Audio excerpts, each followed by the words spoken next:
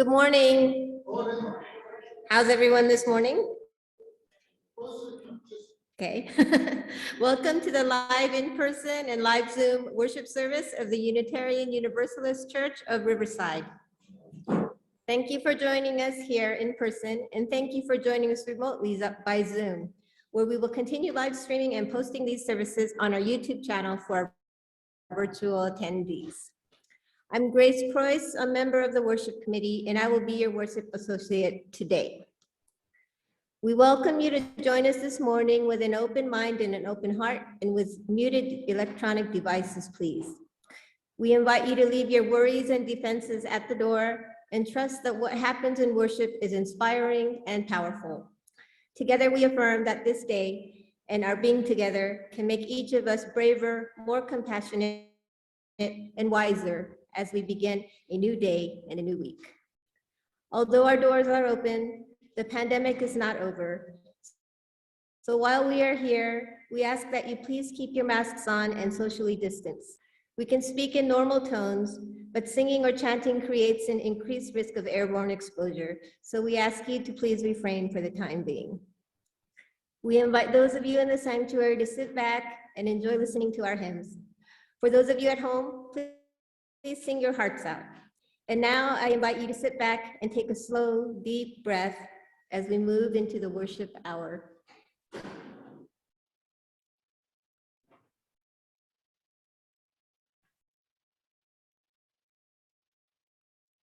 For our call to worship, you are welcome to read with me the mission statement of our church. Our mission is to foster a diverse religious community that celebrates life, affirms the individual, encourages spiritual growth and open thought, and works to advance social justice and environmental sustainability.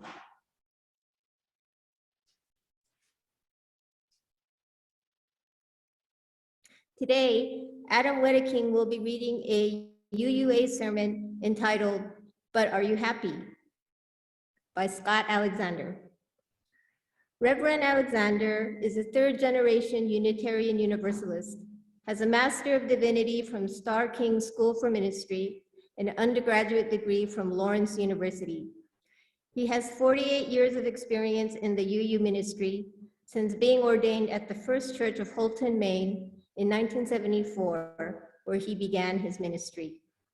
Reverend Alexander travels widely within the Unitarian Universalist denomination, speaking, preaching, and offering in-depth workshops on a variety of congregational and faith-related subjects. Over the last 15 years, Reverend Alexander has completed 5 coast-to-coast, that's 30 days, 120 miles a day, charity bike rides to support local nonprofit agencies working to end local poverty and hunger.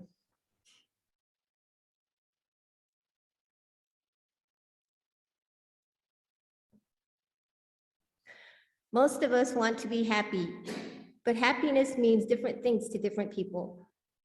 What are the basic ingredients of happiness, and how can we manifest them in our lives? Today's reading, "But Are You Happy?"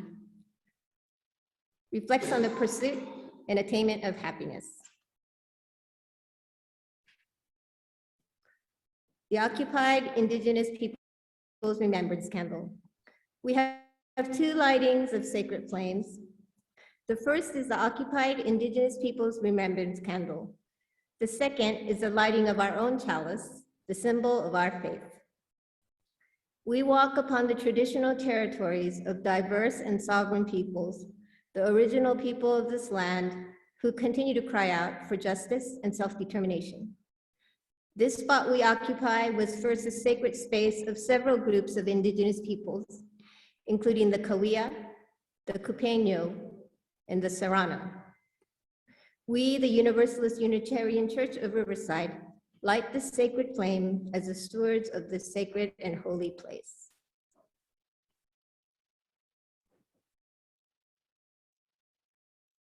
We are blessed with a space and opportunity to strive to live out our common principles, to bring justice, equity, and compassion into our daily lives, to resist all that threatens the earth and her people, and to be part of a world community with peace, liberty, and justice for all. Let these thoughts carry us forth as we journey and worship together.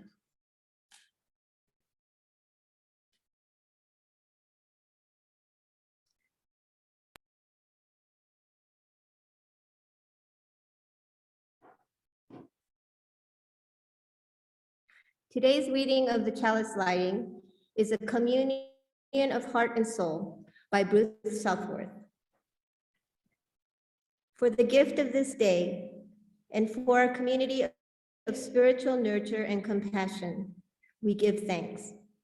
We light this chalice as a symbol of our faith. May our many sparks meet and merge in communion of heart and soul.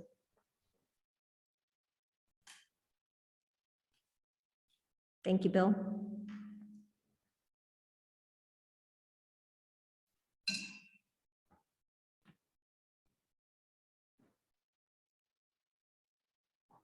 Our opening hymn this morning is For All That Is Our Life.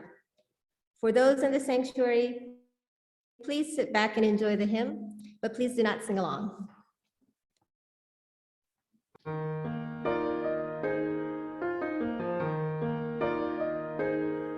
For all that is our life, we sing our thanks and praise. For all life is our gift, which we are called to use to build the common good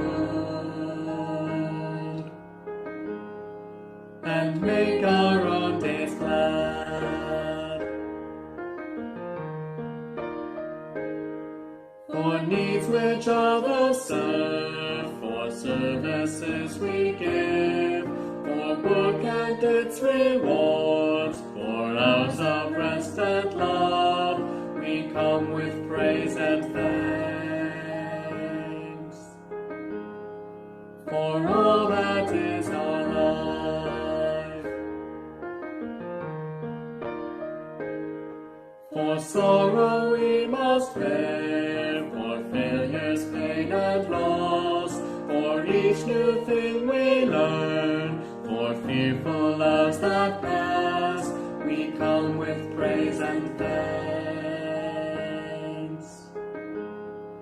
For all that is our life, for all that is our life, we sing our thanks and praise. For all life is our gift, which we are called to use to build the common good and make our own days glad.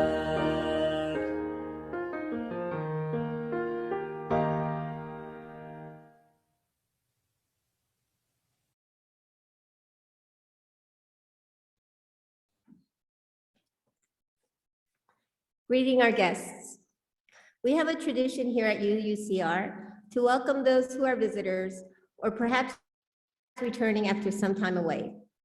We know it can be uncomfortable to stand up and speak in front of others, and so now I will ask a volunteer from someone who has been here for a while to tell us your name and how you found out about our church. Please come up to the mic here in front of the podium and introduce yourself. Do we have any volunteers today? Adam?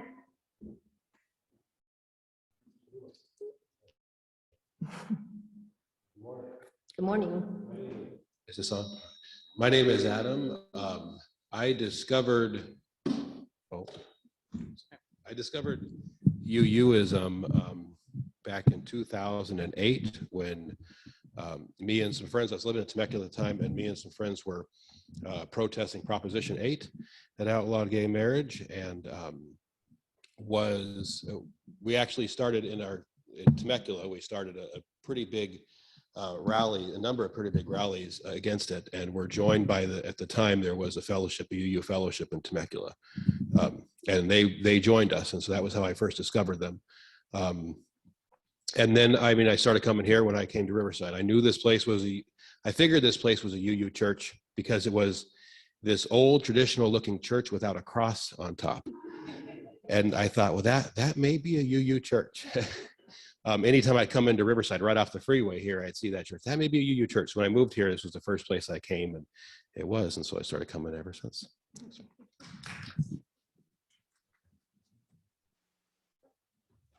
So that's how it's done. If you are new here or a visitor or an old friend, please raise your hand and come up to the mic and introduce yourself. Please let us know who you are, where you're from, and how you found out about us.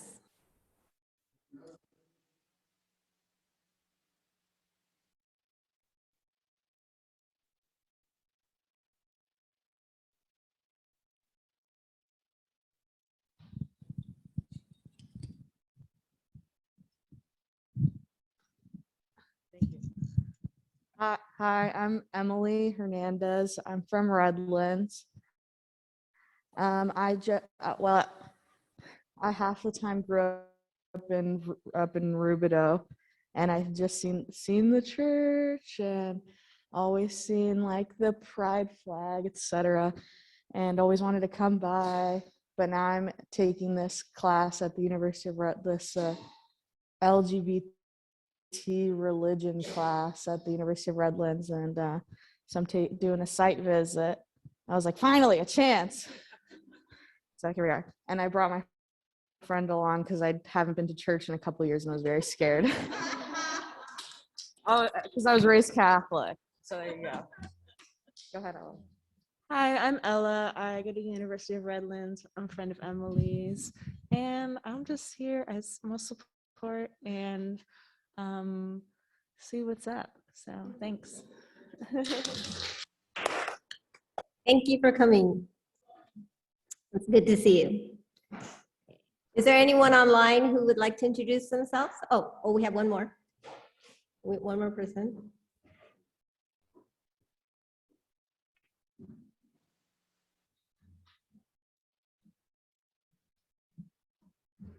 Hi, everybody. I'm Katie Rates, and I found the UU Church when I didn't grow up with religion, but when I went to law school in 2018, I moved across the country to Irvine, and law school was really scary. So I was like, I need some community. And it was a great community. And now I've just moved to Riverside to start a job. And so I'm like, wow, I need community again. So it's good to be here. Sorry that I'm emotional, but it's good to be here. Katie, welcome. Okay. So is there anyone online? No. Okay. For new guests, our visitors book is in the parish hall. So please leave your name before you leave so that we know you are here, and contact information if you would like to know about upcoming events here. For those online, the best way to get added to the mailing list is to email the church office at admin@uuchurchofriverside.org. This is also on our website.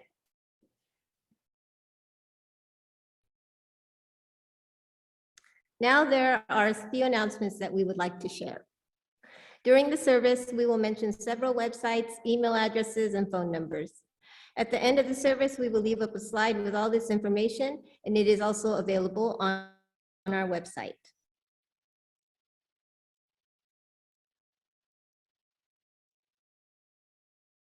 Sharing joys and concerns. Joys and concerns is one of the most important rituals in our community. An opportunity to share milestones, losses, achievements, and experiences with one another. Now that our doors are open again, on the first Sunday of each month, we can both hear from those in the sanctuary and read the contributions that we have received. In front of the pulpit, there's a book where you can write your joys and concerns whenever you are here in the sanctuary. For those of you at home, you can send your joys and concerns throughout the month to uuchurchofriverside@gmail.com. Our next joys and concerns will be on November 7th.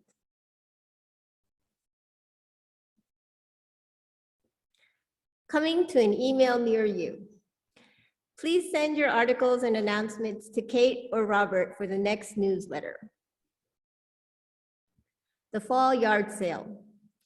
We will be holding a fall yard sale on November 5th and 6th from 7 a.m. to 3 p.m. on the church lawn. Any sale items you may wish to contribute can be dropped off at the church office, And volunteers are also welcome if you'd like to help us out. Please see Avery Burrows for details. Are you here?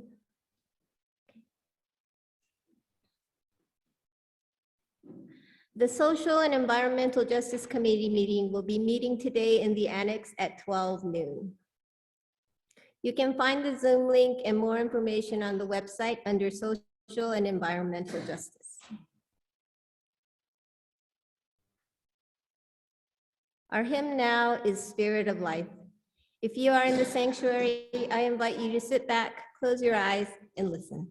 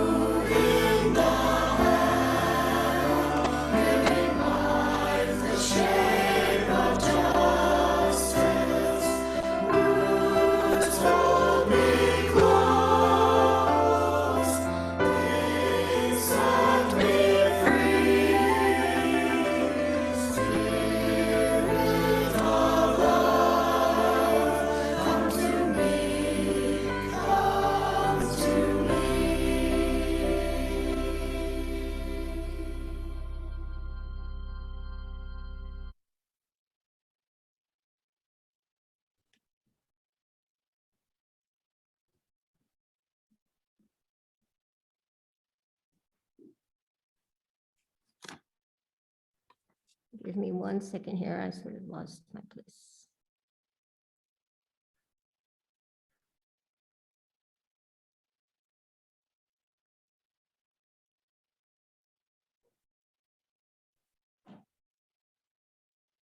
Okay, here we are. Thank you for your patience.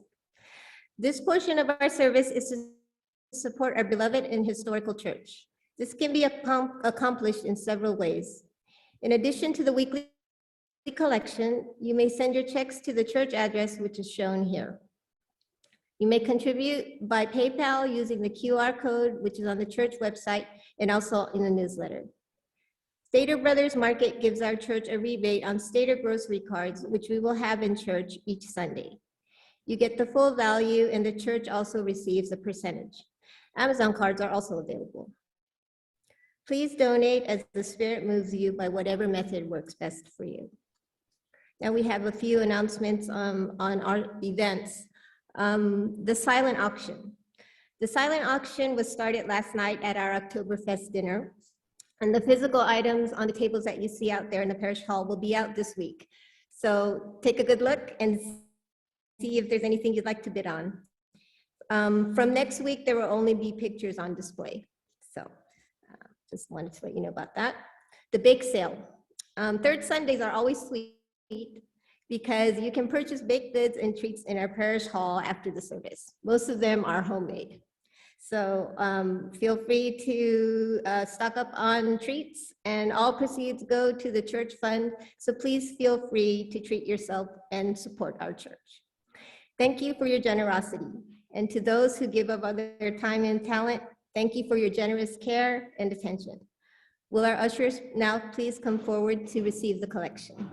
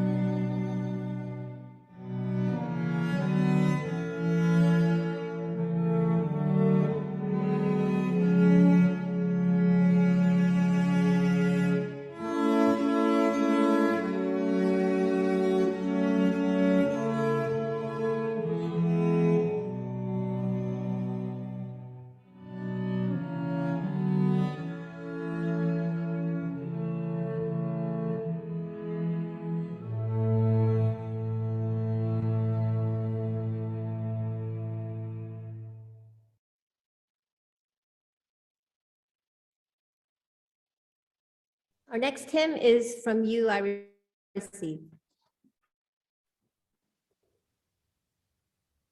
From you I receive, to you I give, together we share, from this we live.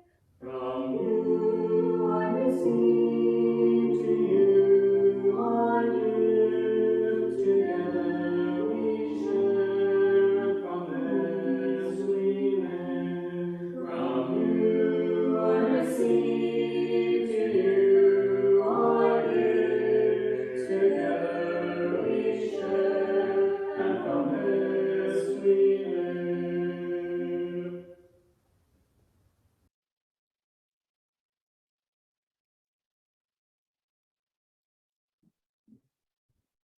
Thank you, Tinka. Our meditation today is My Symphony by William Henry Channing. To live content with small means, to seek elegance rather than luxury, and refinement rather than fashion, to be worthy, not respectable, and wealthy, not rich, to study hard, think quietly, talk gently, act frankly, to listen to stars and birds, to babes and sages with open heart, to bear all cheerfully, do all bravely, await occasions, hurry never, to let the spiritual, unbidden, and unconscious grow up through the common. This is to be my symphony. Now let us pause for a moment of silence.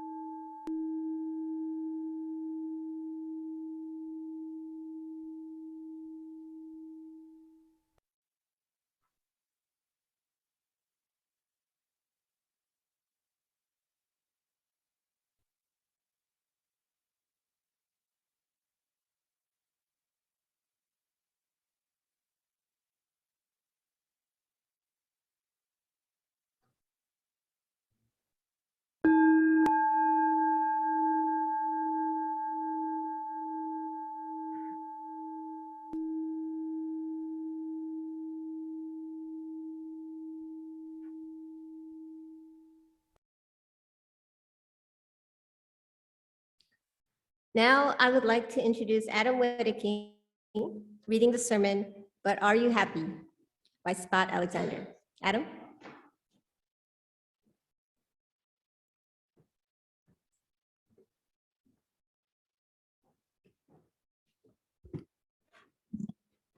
Good morning. Before I start, I want to say that again, this is not my sermon. This was written by Scott Alexander. Reverend Scott Alexander is actually currently the interim minister at UUCR, just not our UUCR. He's a minister at the UU Church of Reston, Virginia. He was at one time minister of the Church of the Larger Fellowship. You'll hear in here he mentions his correspondence and CLFers. That's a Church of Larger Fellowship. The Church of Larger Fellowship is a church. I was a member of it after the Temecula fellowship closed and before I moved here. It's for people who don't have a local church to go to, whether they don't have one nearby, or they're homebound, or it's actually also where the prison ministry is run out of the Church of Larger Fellowship. So that's who he's talking about when he talks about his correspondence and CLFers. So here is But Are You Happy by Scott Alexander. Happiness, can we get that turned down or something? Or is that just going to be it? Okay. Happiness is a deep, persistent, and universal obsession for humanity. As one of my correspondents asked, why isn't happiness the only thing that matters? From the very beginning, Americans in particular have made happiness a central piece of their national quest. When the founders of the nation gathered in Philadelphia in the summer of 1776 to draft the original statement of principles upon which the new republic was to be built, they decided that happiness was so fundamental a goal and good that they wrote it right into the preamble. We hold these truths to be self-evident, they wrote, that all men are created equal, that they are endowed by their Creator with certain inalienable rights, that among these are life, liberty, and the pursuit of happiness. From the very beginning, then, as a people, we have been passionately devoted to pursuing our individual happiness. The American dream holds that each one of us, no matter how limited we are by birth, background, or nature, can achieve for him or herself whatever measure of fulfillment of life we desire. And we have consistently labored to structure our economic, social, political, and familial lives in ways which we believe will maximize happiness for the greatest possible number of individuals. While many cultures exalt the well-being of the total community as the highest societal good, we Americans have consistently regarded the happiness and freedom of individuals as the primary goal of our society. From childhood, we have been taught to believe in the possibility and preciousness of personal happiness. It would be downright un-American not to do so. Who amongst us does not devote a great deal of spiritual and emotional energy seeking happiness? I do, don't you? But what in God's name is happiness anyway? My Webster Third International Dictionary defines happiness as a state of well-being characterized by relative permanence, by dominating agreeable emotion ranging in value from the mere contentment to deep and intense joy in being. Okay, that's clear enough, I suppose. But I find any such glittering generality, which is the trap many definitions of happiness fall into, to be of little help in pondering happiness on a personal level. Happiness, it seems to me, and several who have written me, is first and foremost an utterly subjective, internal, personal experience. There is no objective or scientific way to determine if you are happy. It has no quantifiable characteristics or a set of succinct symptoms. You can't merely study someone's brainwave patterns, internal chemistry, facial expressions, even outward behavior to determine if they are happy.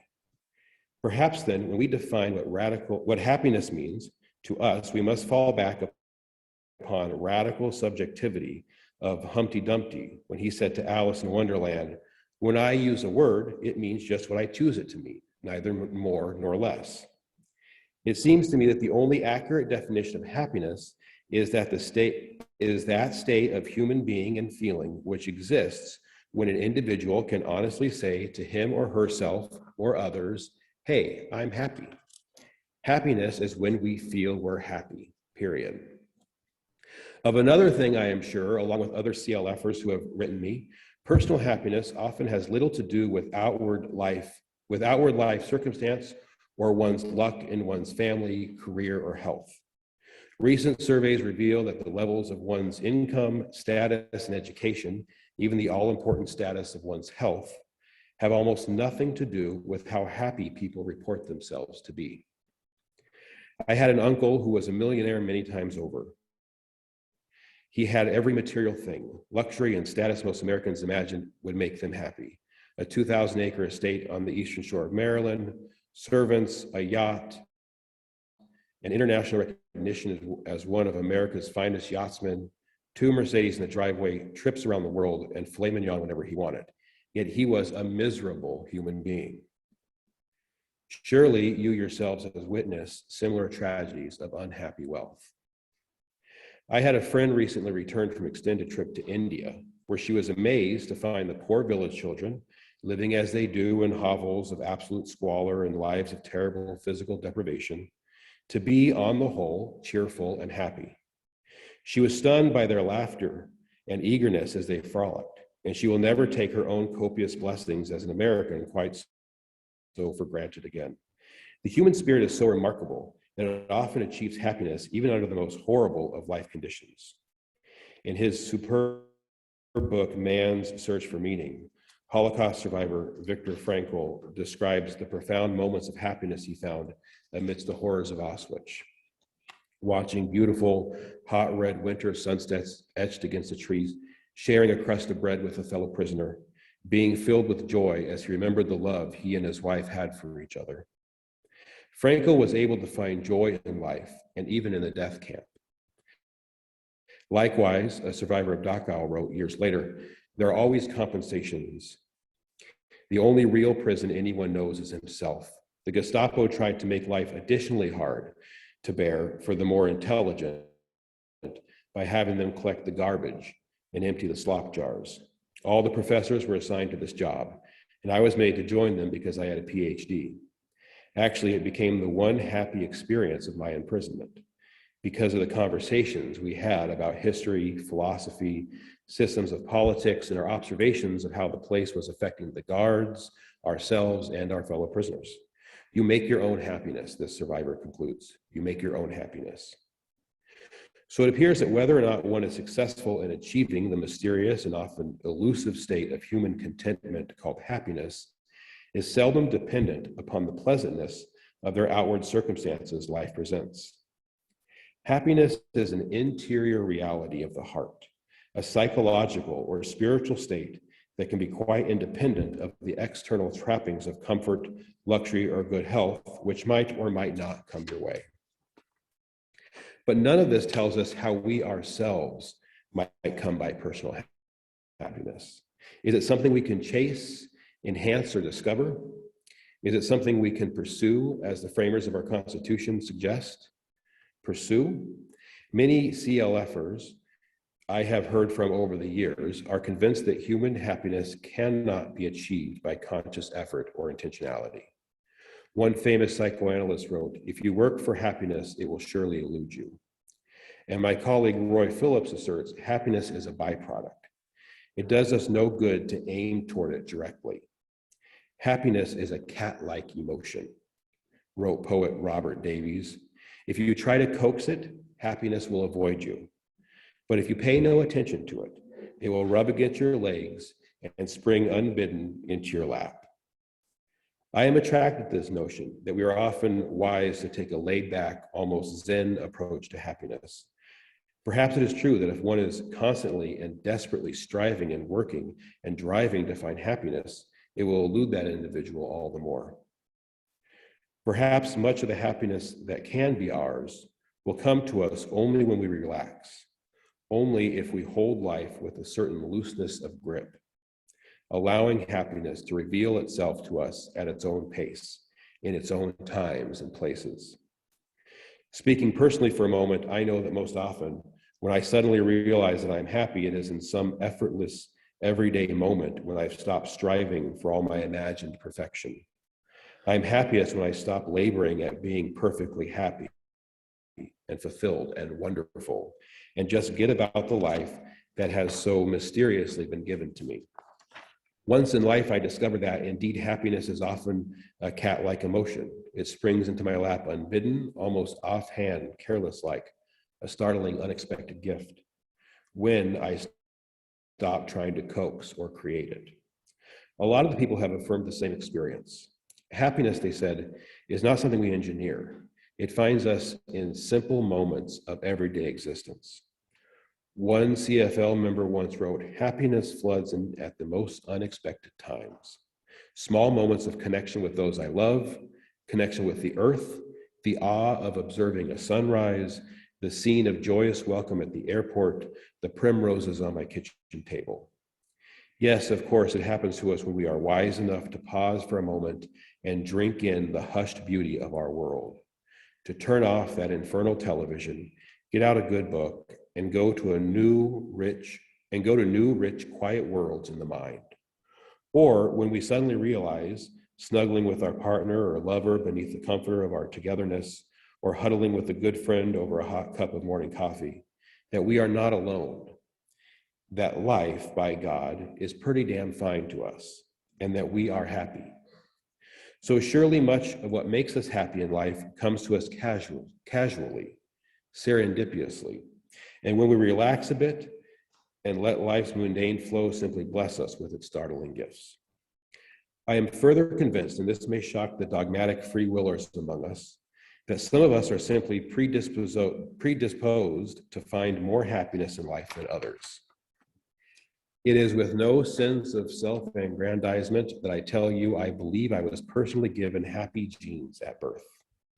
I tend to be insufferably cheerful and do not understand this organically cheerful bent of mine, but somehow, just like both my parents and most of my brothers, I tend to naturally be satisfied and happy most of the time. Sometimes I think that I'm simply too stupid to know when I should be miserable. And I know how irritating my unquenchable cheerfulness can be for more lugubrious souls around me.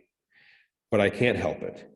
Even rather unpleasant outward circumstances do not usually succeed in crushing my basic contentment with life. That is not to say, of course, I do not suffer unhappy times. As lucky and privileged as I have been in my first 42 years, I have not escaped life's inevitable pain and difficulty. Dear God, how life can hurt. The flow of human life is such that none of us, no matter how buoyant or sunny our personalities, can escape periodic unhappiness. Only raving psychotics or terminally deluded consumerist yuppies who believe they are entitled to a life of perpetual highs report themselves happy all the time. But I am deeply grateful that I am, through no choosing or merit of my own, one of those sometimes irritating people who just naturally comes into life tending towards happiness. I simply can't help myself. And it is without flippancy or judgment that I also realize that for some of you, the exact opposite is true. I take no joy in acknowledging that many of you find personal happiness a terribly elusive thing and are repeatedly frustrated in your lives in achieving this feeling of basic, sustained satisfaction. My dear friend Gene Pickett, whom I succeeded here at CLF, enjoyed describing himself as a person of wintry spirituality, needed around the office to offset and ameliorate my unending summery personality. It is a good thing that some of us are clearly born and raised to be less happy-go-lucky than others, more dour and suspicious of life, and generally less inclined to cheerfulness. That is merely a difference in organic perspective to which no legitimate moral significance can or should be attached. Yet in the same breath, I must also point out that some people I know seem tragically hell-bent on doing everything they can to systematically arrange their own unhappiness. Who was the wag who said, "Why should I be happy when there are so many beautiful things to be miserable about?" I know a few people who almost seem to be happiest when they are miserable. They derive a perverse kind of spiritual energy and contentment from being unhappy and letting everyone around them know all the details of their discontentment. These folks are spiritually suspicious when things begin going right in their lives. and seem only comfortable when they have misery to talk about. Several years ago, when I preached a sermon on happiness, affirming that there is an element of choice in all this, one of my more negative and wintry parishioners rushed up to me in the reception line with a pursed, sour expression on her face and whined, "That's easy for you to say." Do you know any people like this? Perhaps you yourself, from time to time, catch yourself arranging your own unhappiness. God knows life gives us ample excuses to feel sorry for ourselves.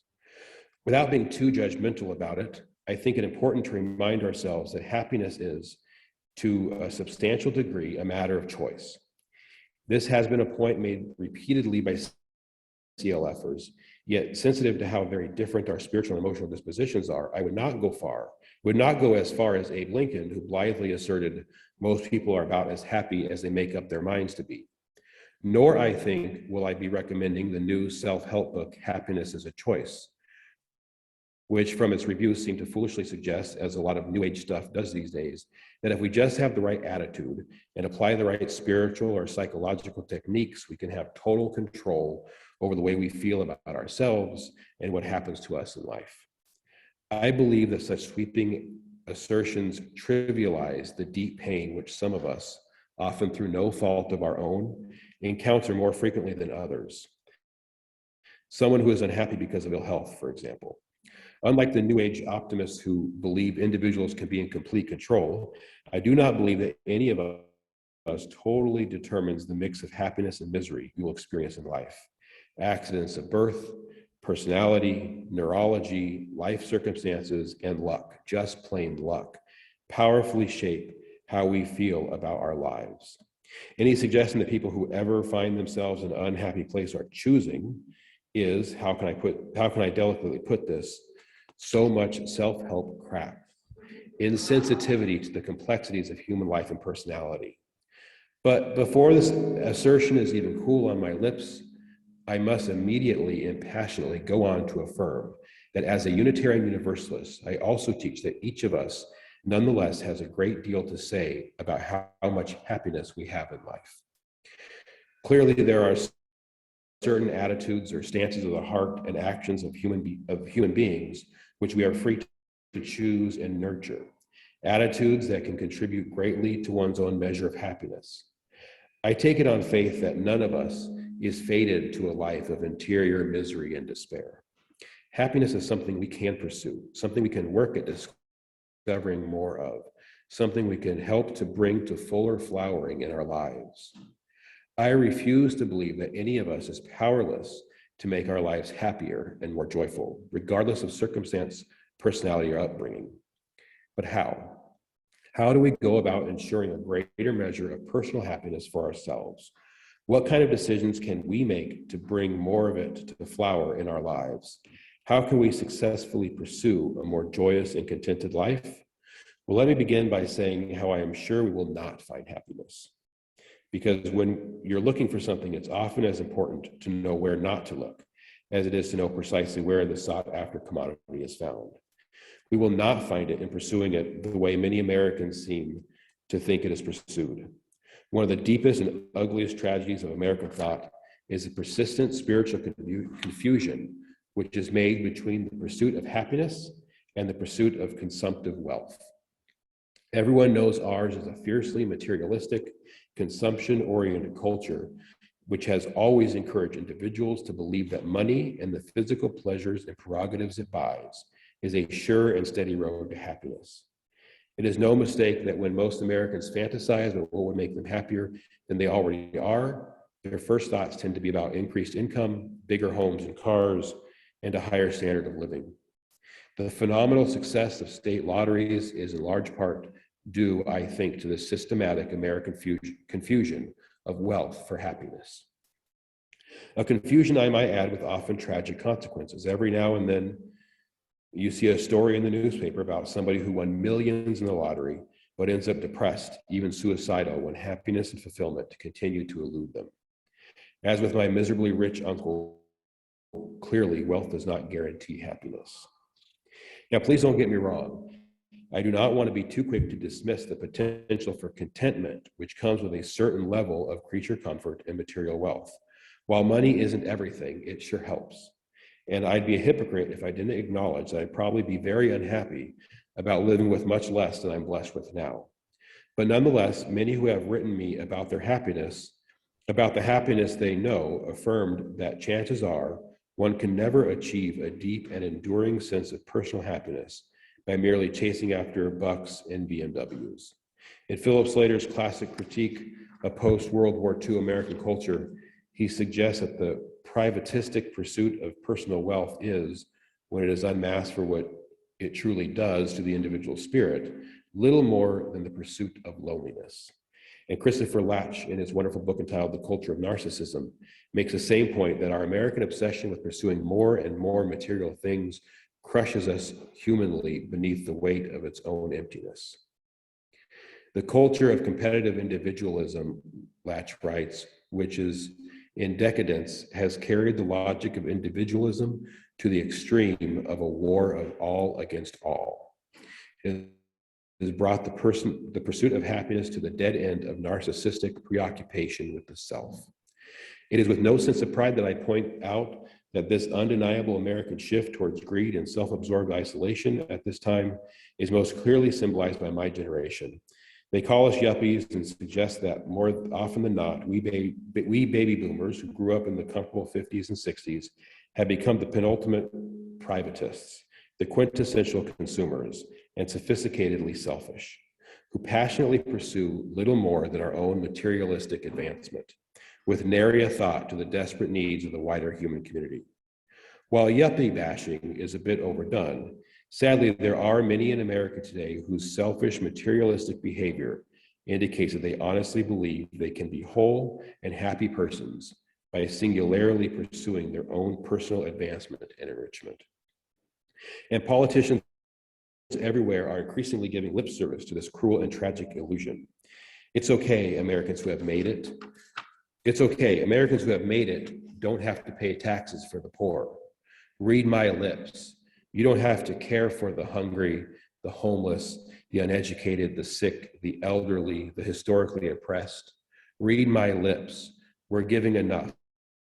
Our standard of living has stalled, so let's gut welfare, ignore universal health care, and preserve our personal assets. Too bad about our neighbors who are failing. But this American inclination to believe that happiness can be found in personal isolation and covetousness must be unmasked as the dangerous bankruptcy it is.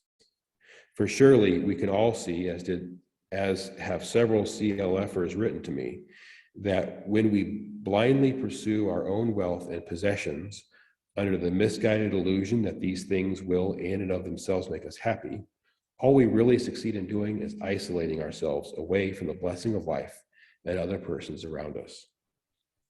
If our eyes are continually set upon ourselves and our own creature comforts, if we singularly devote our energies to having, taking, possessing, and consuming, then we will inevitably fall out of relationship with all of the wondrous life forms around us and cast ourselves into a lonely spiritual hell of purposeless possessiveness. And thus we finally arrive at the very core of what I want to say about happiness this morning. After reading and pondering the thoughts of UUs from all around the globe, I am convinced, more in fact than I ever could tell you, that the authentic and enduring happiness is, at its core, relational. A truly happy person is the one who has reached out to life around him or her natural world, the community, local community, worthy institutions, lover or life partner, children, family, friends, living things wherever they are found, to establish a significant relationship of caring reciprocity. It is contact with and caring for living things beyond your own little skin, which has the real power to make us whole and bring us happiness. It is service, not selfishness. Communion, not consumption, not getting, which make available to us most of what is truly rewarding in life. Jesus of Nazareth seems to have understood this paradox of the true richness when he said, "Many who are first will be last, and the last first." This is our engagement in the context of reciprocal relationships. which in the end make us truly rich and bring us life's most sustaining joy. If you are merely a selfish consumer, thus a person devoted only to taking whatever you can from life, be it love, money, power, or whatever, then you shall never be genuinely happy, not even if you appear like the Donald Trumps of this world to have it all. A CLF member from Washington, D.C. shared this personal story with me. Real happiness, real satisfaction comes from doing something for other people. My wife and I practically adopted an 83-year-old blind lady with arthritis, diabetes, and cancer, and looked after her the best we could without actually moving in. She had no family, so we took over, helping her to get into a decent life care situation. She was no relative. We met her by accident. We had no reason to take on this job, but we did. And we recognize now how important it was. Not to her, though she was in trouble, but to us. We had to. And in that hard, often discouraging struggle to straighten out her life and get her the help and security she needed, in that grubby, dirty house and that smelly, sometimes grueling household routine, I guess as we look back, I guess we found what might be called happiness. Happiness, then, curiously, often comes to us out of service and giving. The great 20th century philosopher Alfred North Whitehead seems to have understood this perfectly when he wrote, "The secret of happiness lies in knowing this, that we live by the law of expenditure. We find the greatest joy, not in getting, but in expressing what we are. There are tides in the ocean of life, and what comes in depends on what goes out.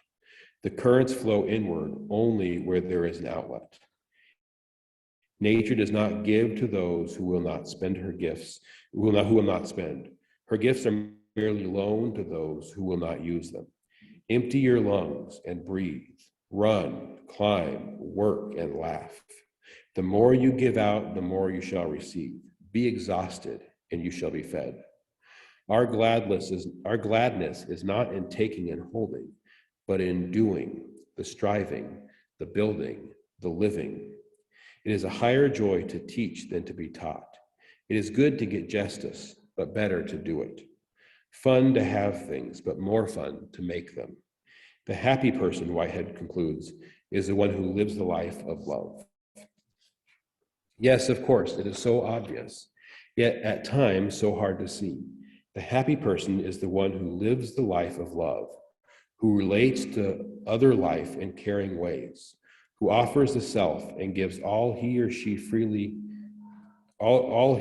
has freely to others, who lives by the law of holy human expenditure and knows that the best way to get it is to first give. It's so obvious, it's almost embarrassing to say it. Recent surveys on what makes Americans happy reveals that all the factors one might have suspected we would name as leading to personal contentment, job satisfaction, career success, social status, income and lifestyle levels, even health. It is the relational ones which are the best predictors of happiness. Love is the single most important contributor to happy lives. People report that it is the caring relationships we nurture with our families and friends which bring us the most joy. It is only when we share what we have with others that we ourselves know our profound beauty and worth, and therefore find true joy in living. I know that this is true in my own life. While I enjoy the material possessions, professional prestige, and physical comforts which are mine, it is ever and always my loving reciprocal relationships with other human beings which bring me the most lasting and life-saving personal contentment. It is a confounding paradox, isn't it? You must give to get, expend to have, share to possess. Happiness, which some are sure comes from hoarding and holding, comes only to us when we generously pour ourselves out for the happiness of others. Amazing. But there's something else I must say. As your minister, I receive many calls and letters from members when they find themselves in rather unhappy times and situations. Some of you have been deeply wounded by life, battered by painful circumstance, drained by ill health, exhausted by persistent personal demons. Know that I hear and acknowledge your unhappiness and understand how tenacious and insidious it can be. I would never consciously say anything to trivialize another person's unhappiness, nor suggest that joy and contentment in human living is easy to find. For some of us, it is not. I know that what I'm saying about how to find happiness is very hard for some of you to hear and act on at this time in your life. When we are hurting and unhappy, it is very difficult to think about picking our spirits up and taking the risk of reaching out to form new life-sustaining relationships. I know it's hard. Still, I must say it. Those who are unhappy, to those who are unhappy and to those who are not, true happiness cannot be had in human or worldly isolation. Happiness comes only to the one who has taken the risks of giving, serving, and sharing. I know how difficult it is to think about giving when you feel you haven't been getting much from life. It's painful to think about sharing when you are sure you are all but depleted of personal resources. But it is the only way, my dear lovely friends, it is the only way to save yourself from the hell of unhappiness and find a personal kingdom of contentedness. And so I pray with all my heart that each and every one of you will pursue happiness. Pursue it not in greedy isolation of yuppified competitive individualism, but rather in relationships, in the sweet and simple dance of loving, caring relationships. For that is where life's richest treasures lie. It is we who must pour out of ourselves that which shall pave our own road to happiness. For it is ever and always, as St. Luke put it so beautifully almost 2,000 years ago, give and there will be gifts for you, a full measure, pressed down, shaken together, and running over. It will be poured into your lap, because the amount you measure out is the amount you'll be given back. Believe it. Amen.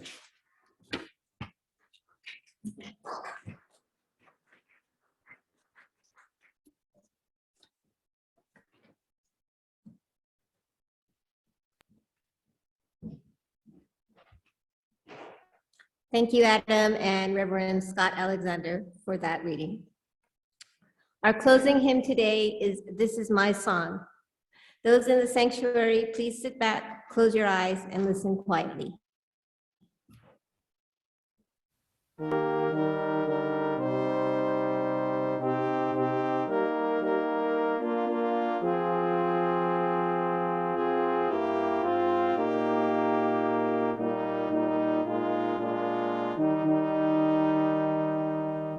This is my song, O God of all the nations, a song of peace for lands afar and wide.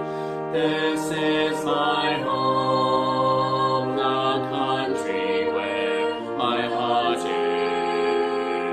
Here are my hopes, my dreams, my holy shrine.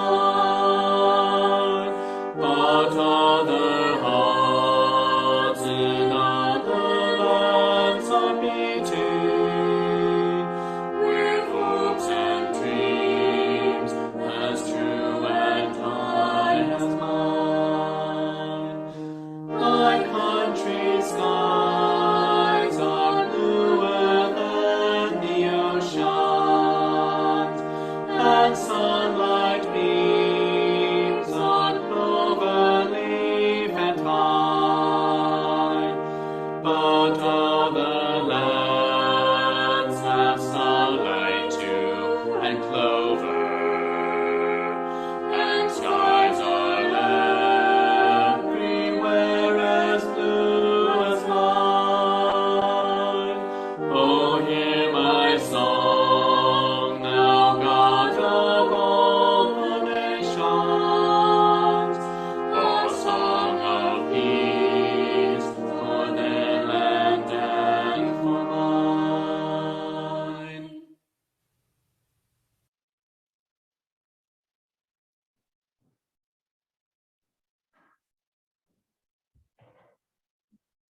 Our benediction today is "These Are the Days" by William R. Murray. These are the days that have been given to us.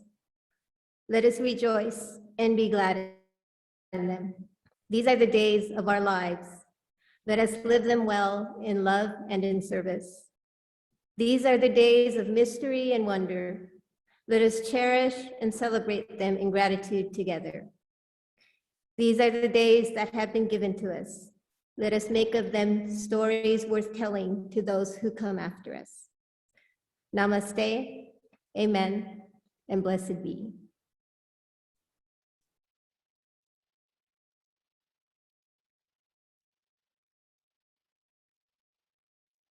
Thank you, Adam, for sharing your time in reading for us this morning. It is sincerely appreciated, and we know we will be seeing you again. If you would like to share any observations or thoughts on what you heard today, please come up and do so. Hello, Pat.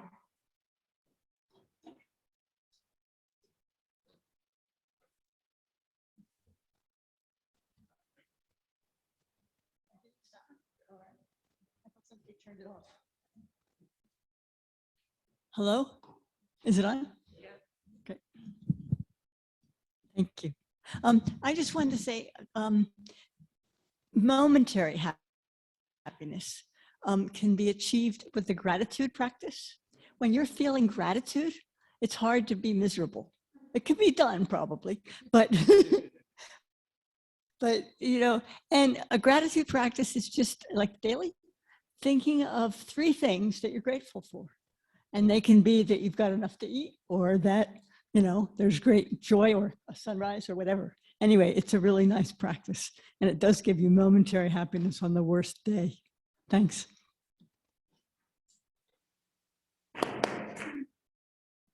Bill?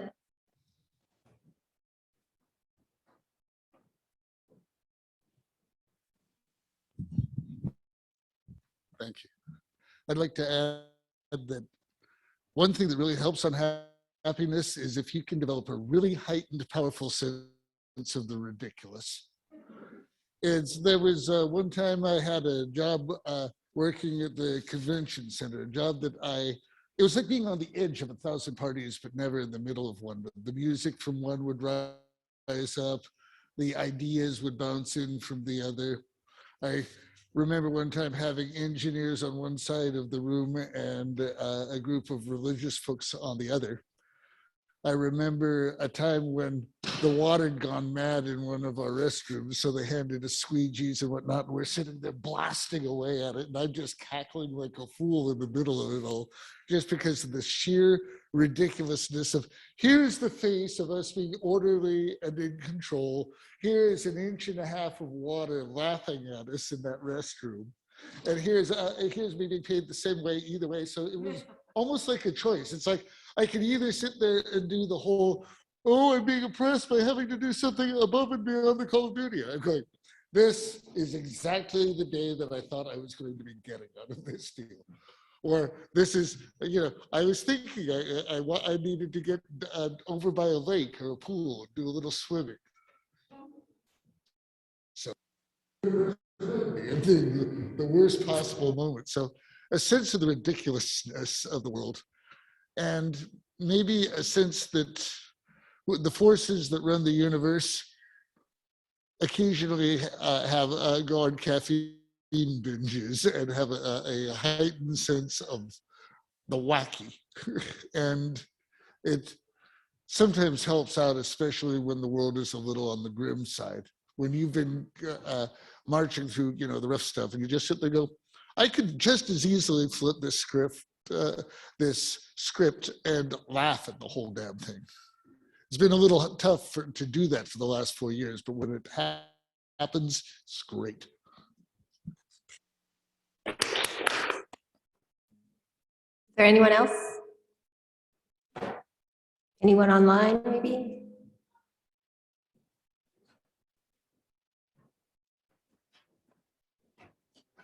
No. All right, so that being said, we can take these thoughts with us into the parish hall. We're adjourned. Thank you so much for listening.